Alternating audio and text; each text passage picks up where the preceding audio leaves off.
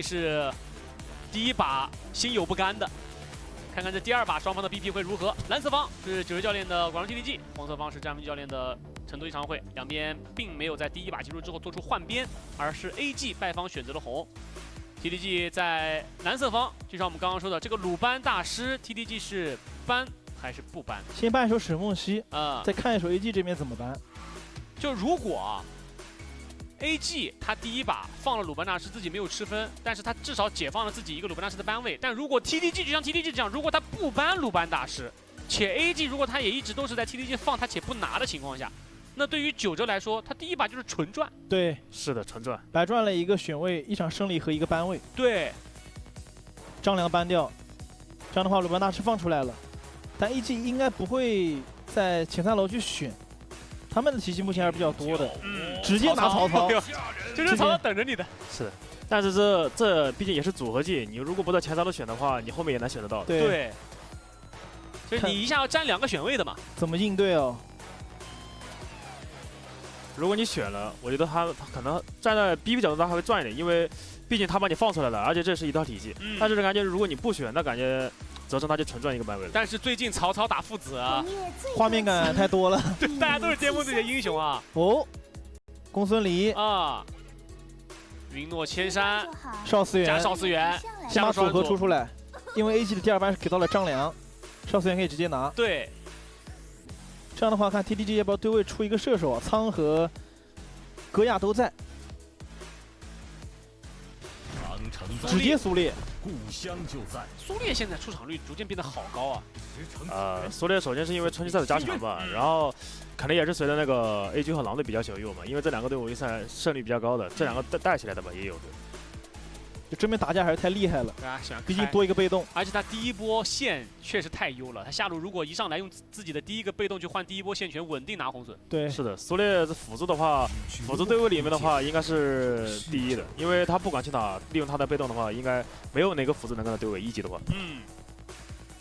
凯硬撑强度。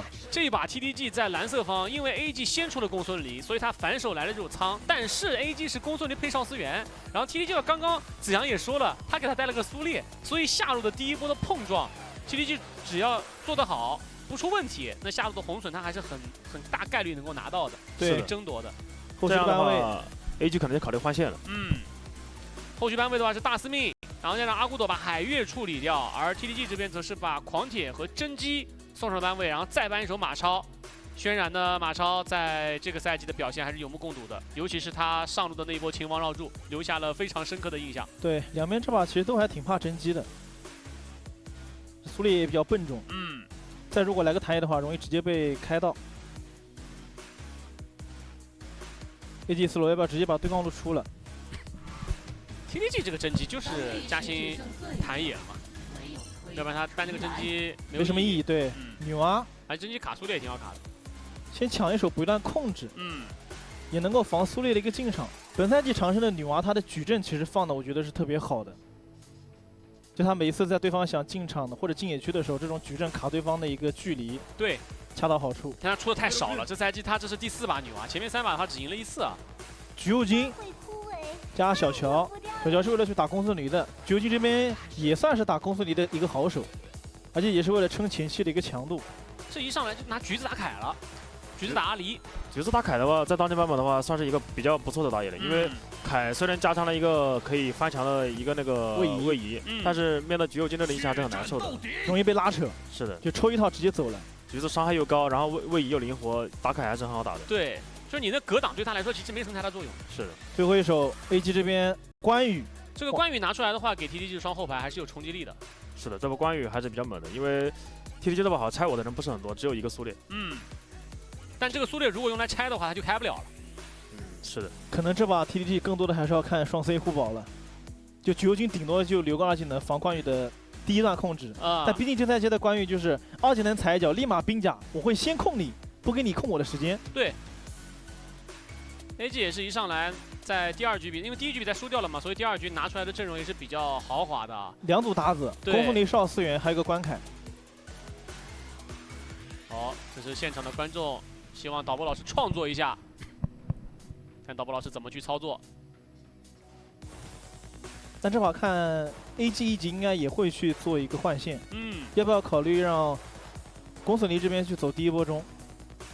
这个换线刚刚子阳不也聊了吗？包括北岛也在频繁的去说这个换线，因为你如果不换线的话，你下路其实你如果正常打22，你就这种选出来，你缺少灵活性，也不符合成都一常会他们的整体战术逻辑。是的，那这个赛季它给我们带来的这种打法风格，就是拿到这种比较灵活的游射之后，它就是一种线权的这种不灵活，不就是不固定，对，这种灵活的转线，去打一个出其不意。对，就导致其实如果你本来想进的一个队伍，在前期看到对方换线，就会取消了这种进野区的想法。比如上一把的广州 TDG， 他本来是有想进野区的这个意图的，而且一上来2把 AG 都是给中艺选到的坦克野，而嘉兴在上一把比赛赢下来了之后，这一把直接来了个橘右京。嘉兴这个赛季，可能大家对于嘉兴的坦克野的这个印象还是更深刻一点，但实际上嘉兴在这个赛季的野核胜率有70%，他的进目前还是没输过的。对，就证明选手他不是说我只是纯坦野型选手，他只是说我坦克野养全队，但不代表我拿野核赢不了。对，他的进的话，目前是5战5胜啊。中艺的本赛季的进是6战6胜，都是100%胜率啊。就像这个赛季，子阳跟句号你们俩的搭配嘛，就句号那场比赛 BO7 赢下来也是2把坦克也获得了胜利。就到了 BO7 的比赛里面，大家要反常规的情况下，我赢得多，那么我拿下 BO7 的概率就会更大。是的，因为确实防我们的话都是搬句号的野核，所以蓝领也不会太照顾。对，但只要我蓝领也能赢下来，那我 BO7 会让教练舒服很多。我后面的 BP 会更好做了。对。那么接下来就看看双方的第2局的蓝色方广州 TDG， 红色方成都一常会进入比赛。我是9瓶子，我是北岛，我是速度快的子阳。全军出击。TDG 这边应该是预判的换线，但一诺这边没问题啊，还是一级走中。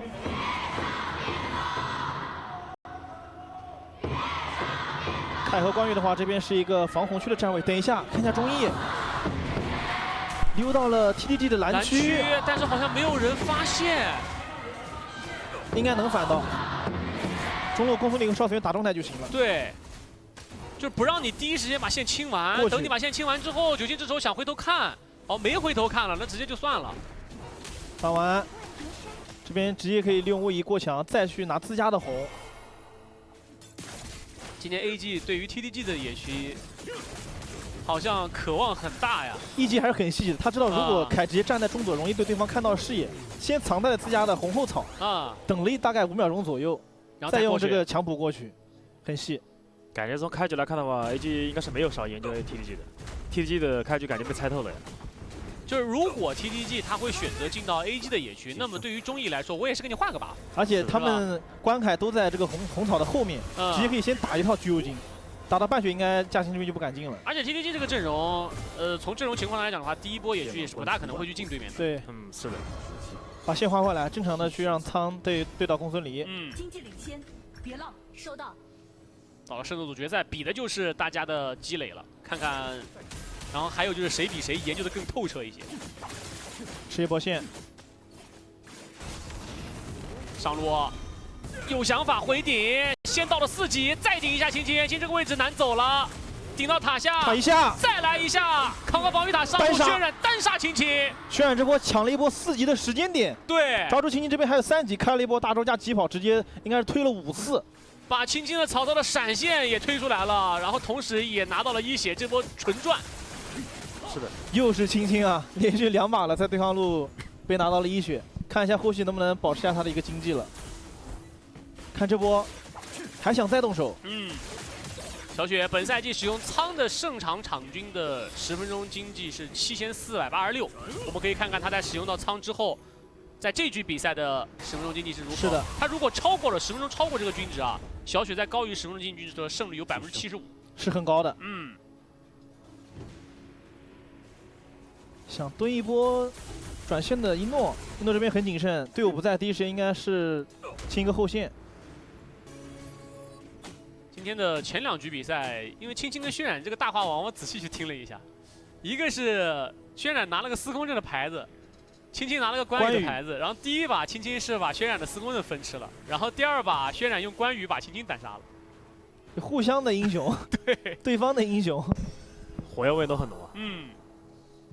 这样的话要等到4分钟的暴君团了，但前面嘉兴一直也在补经济哦，目前已经7级。来看一下这把评论席的预测情况，02和 VV 看好的是成都一常会，13看好的是广州 TDG。续缘成功。看一下4分钟前的这波远端线。TDG 目前一直想在中左去找机会啊，但一直没找着。对，因为毕竟自己 AG 这边的辅助是少4元嘛，没有线牌去探，只能去清一个后线。中医这波选择的是先抢发育度的线，把女娲带过去。上路的话，轩辕应该也是没让曹操清线，他自己先把线顶了回来吃的，所以上路这波线权应该也是轩辕的，而且轩辕可以盯青青，不让青青过来。那正面的话，先是一波4打4。中医率先动起来。上路这波苏烈想回顶，没顶到，被上面踢一下，工作上就摸一波状态，但苏烈还有被动在身上的，不着急。这波看女娲的矩阵能不能推橘右京一下，可能两边还要拼整，拉驼了。拉驼，关羽先过来了。那这样的话，AG 得抓点时间。这波关羽顶线回来，想把中线先理掉，但上路的话，这波青青可以把线清完之后传下来的，正面先打了起来。中义开大上去，先砍一波，九星已经第一条命被打了出来，而这一波冲进场，曹想切人，但是没有接到，被公孙离拉开了距离。还得是苏烈啊，仗着自己有被动去硬顶对方5个人的输出，这样的话，最终第一条暴君被 TDG 收下。这样的话 TDG 优势就很大了。苏烈4副还是比较强势的，关羽而且有点强行过来开了这波团，上路是亏了一波线的。就那一波 AG 并没有说第一时间在5个人的情况下迅速的把这波团给开起来。其实，在关羽在中路准备好的时候 ，AG 可以直接动龙的，得卡一波曹操在清线的一个时间差。对。那波如果说关羽过来的时候，他们也去派2个人清中的话，相当于是延续到了青青进场的一个时间。镜头给到了两边的教练组都非常严肃，尤其是给到了9折的时候，他和陈夏2个人坐在那里，非常非常严肃的看了这场比赛。即便是他们现在是比分1比0领先，但目前的经济优势还不够大。橘右京传下去，不让公孙离推塔。关羽这波应该是打断了一波曹操的传送。这一波中义的凯是直接冲进去，想要隔断一下这个苏烈，但是后续没有人可以继续跟输出和控制了，所以还是让九星走掉。马上大招就要消失了啊！这样的话，这波不太好去拼啊，就得退回来了。对。哎，这波是被嘉兴给保下来了。没错，主要第一时间 AG 在进来的时候，虽然说中义开了大招，但后续的队友没有把这个红 buff 卡在一个比较低的一个血量，不好去拼这个城。刚刚苏烈应该是没被动的，凯应该是想把苏烈留在这儿，但是没到对面自己队友的伤害不够。再来找青青，顶回来，没闪的，女娲过来了，少司元也过来了，直接给定身，将青青的曹操给击杀掉。但这波野区中义也在被起火，橘右京再来一个1技能。带走了中义，中义这是一个人在野区啊！他大招的 CD 刚刚才转好，在死前的1秒钟才开出了大招，对，那波其实已经挡不住伤害了。对，1换1这波，但这波看 TDG 能不能反进红区，如果能把一诺的红给反到，这波还是赚的。这波应该是很好反，苏烈还有背对在身上的闪现拍，大招没拍到，被公孙离一定拉扯开来，橘右京跟了一波输出，公孙离回闪反打，跟上一炮，关羽过来之后被苏阳技能给拆火了，关羽瞬间被打到了残血，所以不好再去留人。矩阵差一点点，幸好这波轩辕没大招，这波不然是一个非常好的绕后位置。但是 TDG 还是成功限制了 AG 的红 buff 给公孙离。对，主要还是刚刚那波 AG 其实想要的有点多，不仅想在边路击杀曹操，还想去反蓝。中义那边是1个人进野区的，他是提前去的。对，凯应该是去找个视野吧，只是有点低估了对面的伤害吧。橘右京打凯的话，现在伤害是很高的。等一下 ，AG 这边在蹲，想要蹲小雪，但是小雪蹲在这个也很谨慎哦。因为下路曹操是漏了的，上路直接出来清线了。这个位置长生是随时可以传的。那毕竟线卡在了 TDG 的塔前，不太敢压得特别凶。可能还得看下一波 AG 的红 TDG 进不进了。嘉兴的经济排在了全场第1，在他拿到野河的时候，他的经济也可以成为第1。来看一下这一波，上了这波是直接动手，然后踩一脚，青青此时是没有闪的，所以连环的顶再加上长生的远距离支援和赶来的大帅，还是忽略了这个女王。他觉得就关羽哪怕有他的情况，1v1他杀不死。这波终于就低估了小乔家橘右京的伤害了。大招差一点点赚好啊！再来惊鸿，这波是5v5，而且渲染这边是有大招和兵甲的，可能得打一波了。曹操的位置再找关羽上去。 这个红还是干扰到了，并且也被嘉欣给反走，回头给一刀，但是苏烈这个位置上要打被动没有被打出来，再来一炮还是打出了被动，瞬间点灯站起来。这波青青的侧面盯关羽做的太好了，这个阵容只是要盯住关羽的话，苏烈和橘右京在现在正面的伤害 ，AG 是顶不住的。对，而且他2波进野区都是只是为了干扰你这个红 buff 不给公孙离。是的，是的，只要这个红不给一诺，你们目的就达到了。这个一诺没红 buff 他是打不动前排的。嗯。 目前的经济是 TDG 领先1500，在战略层面上，目前的 TDG 都达到了。一方面就是限制一诺拿红 buff， 另外一方面就是限制渲染绕后。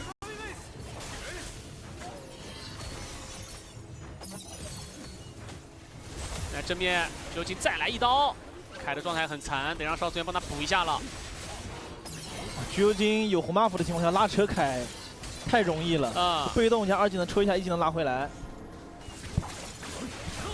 白耗血量，就我们之前看橘子拿出来打，就是打老虎，那是很早之前的，就是打老虎。是打老虎。然后到这个赛季，尤其是今年春季赛末尾、夏季赛开始的话，橘右京打凯就会越来越多。是的，主要还因为这个机制吧。因为凯开大的他一般来说很多英雄是打不动他的，但是橘右京又有高爆发英雄嘛，然后又有位移，打凯算是一个比较很容易把凯大招的时间给骗出来。对，是的。小雪的分均经济只有664，他的胜场场均时间有749。这把主要嘉欣的经济太高了，这把是嘉欣钱多呀。哎，黄反倒拉回来，那这波看能不能走得掉？一波急火上去，橘右京想回头反换的没成功。那这个红 buff 终于来到了公孙离的手中。 而且是10分钟的关键节点，女娲这一炮，苍交出闪现躲，曹操也交出了闪现，要不然被关羽继续顶回去。因为第一时间嘉欣这边把全技能都给交给了红 buff， 他在等第2个1技能的 CD， 正好是被 AG 这边给抓住了。这波 timing 抓得非常好，而且还是9分半这个是关键节点吧，对这把还是很关键的。10分钟 TDG 不想放啊，苏烈有被动，打出了被动，曹操不敢去点这个灯，开启大招想走，一刀再来一刀远距离带走了青青，把上符都带走。这一把关羽的画面太足了，渲染这把感觉把刀就架在了青青头上。是的，先反红断一波线，再去开龙。青青这把死的3次全是渲染干的，就第一波单杀，第2波队友3包1，这一波又是收了个尾刀。对。 暗影暴君 ，AG 这波可以直接动。这样的话，这个暗影暴君一拿完，场面的局势就来到了 AG 这边了。来回看一下，这是龙坑这一波。其实这波在嘉欣已经死的情况下，没必要去4打5硬打啊。而且苏烈这边也是比较残，哪怕你有被动，后面没人敢跟啊。那关羽这个位置你管不了了。我们前面讲的是你想要你要做的事情是2件事情，一是不让一诺拿红 buff，2是盯住这个关羽。对，是的。但这一波你关羽没人盯了，有点不太理智了。主要因为曹操刚刚也是半血没状态了，而且曹操这个英雄也不是特别好盯关羽的一个英雄。对，就全技能加起来就一个3段1的控制。是的。没有后退的理由。这一波 AG 应该是中上的压境。小乔的大招还被骗出来了。苏烈现在的被动应该还没转好，得不太好开。现在又是一个等待小雪的发育期了。那刚刚给到的小雪的经济并不高啊。中一塔直接压掉，上一塔也能推。是。这波 TDG 的塔前得小心女娲的矩阵的控制哦。曹思源踢一脚，把人给赶走，再来个矩阵夹在塔后，中路连破2塔，可以再反 TDG 的红。渲染了关羽，本局比赛3-0-1，80%的参团率。唯一的那个人头就是刚刚嘉欣的那个，因为他第一时间没赶到正面。哎，开大招顶进去，直接往前挤，看能不能扛得住，扛不住，最后一下被英诺的公孙离给补掉，嘉欣阵亡。橘右京连撕了2波，这样的话 AG 可以打持续掉点。太碎了。就现在 TTG 的野区就不属于他们了。是的，而且这一把嘉兴的出装是比较暴力的，它是3级大野刀、暗影战斧加破军。这个出装的橘右京是不允许死亡的，只要死一波就断节奏，更何况你死2次了。这个出装主要是用来打凯的吧，但是确实掉节奏的话，这样作为一个野核确实很伤。他这个伤害就极高无比，就是你开大在橘右京面前都没有用，因为凯的大招格挡机制，它专门克的是那种法球和小伤害。你比如像戈亚这种、马可波罗这种，就是他很克他。是。但是凯、纳可露露这种一套爆发，直接把你血管打爆掉的那种，你是很难克到的。而且前面2小局两边感觉转6唯一的都是在自己守红区的时候完成的。一诺现在的经济是全场的1号位，将近11000的经济，加上个少4元，目前 TTG 这边能扛得住这个爆发。就这一把刚好是出现了这种情况，就是一诺的经济高于均值，但是小雪的经济低于均值。目前已经一诺的经济领先了小雪2000哦，对，将近1个大件了。就是当一场比赛里面一诺的经济高于均值的时候，他的胜率有80%以上，更夸张啊！下路高地差一下。这波开到了，但是2技能没有推到公孙离，公孙直接回头反点，配合队友一起集火，先带走了9星的苏铁关羽，这么进场，冰塔没冰到，但是还在来一刀，但是没有能够带走人，自己扛了双塔的伤害，还是没死。这个大帅保了一下，给了个护盾啊，给他救起来了。再转中高，找橘右京认为技能，有一个残血的龙兵可以点高地。中高也破，中下双高全破，上了高地也有龙兵，这波带着邵思源落地上去，想去切后排，一发诛灭打残2人，看这波能不能破3高。长生跟大帅2个人玩杂技了，而且能再挡一个扇子啊！公孙离再换位又躲掉了橘右京的2。就 AG 在赢完了那波红雀团战之后，后面打得越来越自信了，大胆的去操作，是气势越来越高了，这样打越打越自信。就现在 TTG 就会变得很难受，是。因为他这个双 C 在经济上落后的太多，然后现在正面前排苏烈也是没有凯印的，也正面前排也是站不住。而且主要 AG 这边整体阵容的手是比 TTG 这边要长的。对，就在兵线进来的时候会面临女娲的几个矩阵加大招的一个输出。